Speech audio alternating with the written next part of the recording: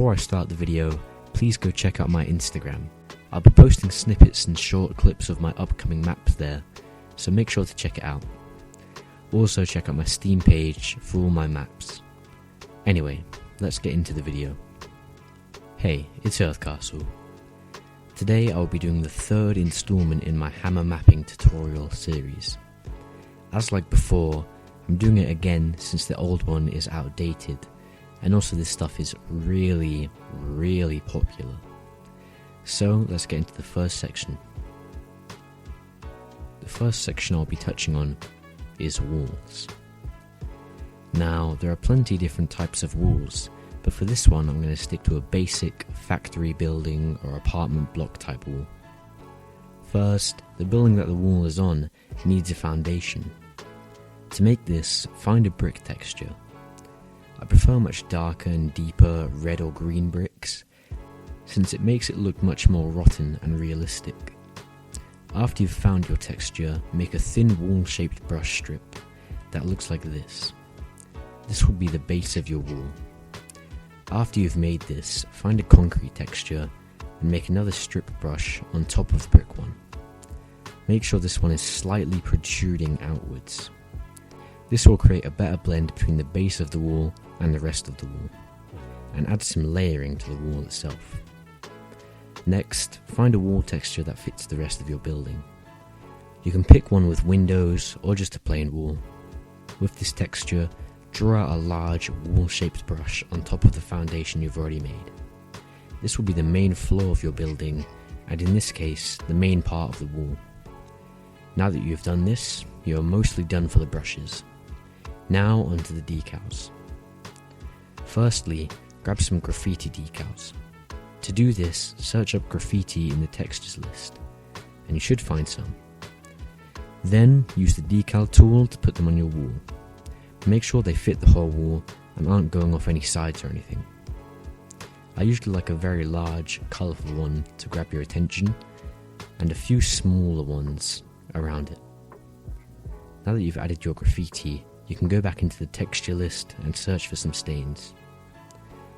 Once you've found some good looking stains that you want on your building, use the same method as with the graffiti. I usually use a couple noticeable stains and a few bigger, subtle ones to just add some grime to the wall. Now you have properly made a wall in the hammer. At this point it should look something like this. Next, I'll be doing the floor. To make a floor, draw out a large brush where you want your floor to be. Pretty simple, but not actually. This is just a basic floor, so I'll teach you how to make some more complicated ones. To make a grass floor, make a floor of grass, but instead of one single brush, make sure the floor is made up of multiple smaller brushes, like this. Once you've made the floor, select the top face of all brushes by going into the texture application and selecting the top of each brush. Once you've done that, go to this tab and click on Create. This will make your floor into a displacement. Displacements are unique for being able to make complex and bumpy surfaces out of a single brush. Now that you've made your displacement floor, there are multiple things you can do to make it look even better and shape it to your liking. The first is paint geometry.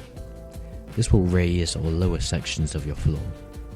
You can use this to create bumps, hills, or even mountains.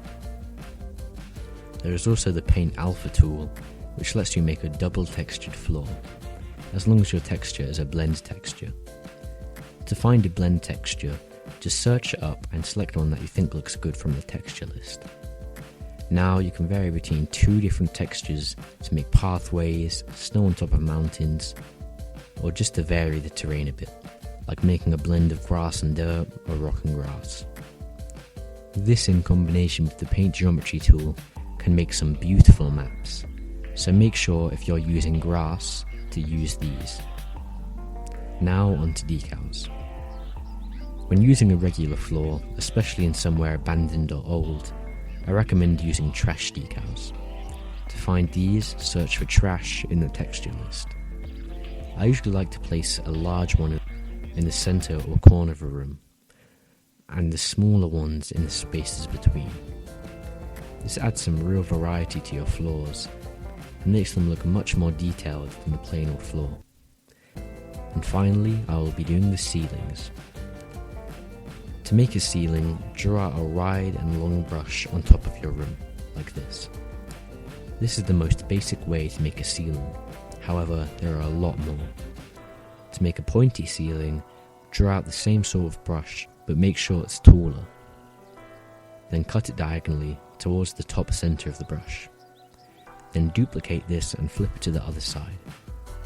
Make sure your walls fit this design too, by dragging them higher. And that's how you make a pointy ceiling. There are a lot of other ways to make a ceiling, so I'm just going to quickly go through a couple of them. To make a slanted ceiling, use the same method as the pointy ceiling, but drag the clipped brush to the other end of the room. Again, make sure the walls fit this design. To make a wooden roof, draw out thin beam-like brushes like this, and put them up against your ceiling. Repeat them until you have reached the other side. To make an arched ceiling,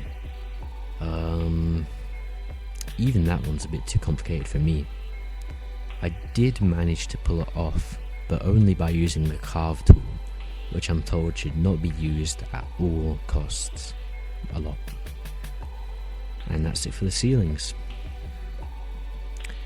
That about finishes the tutorial.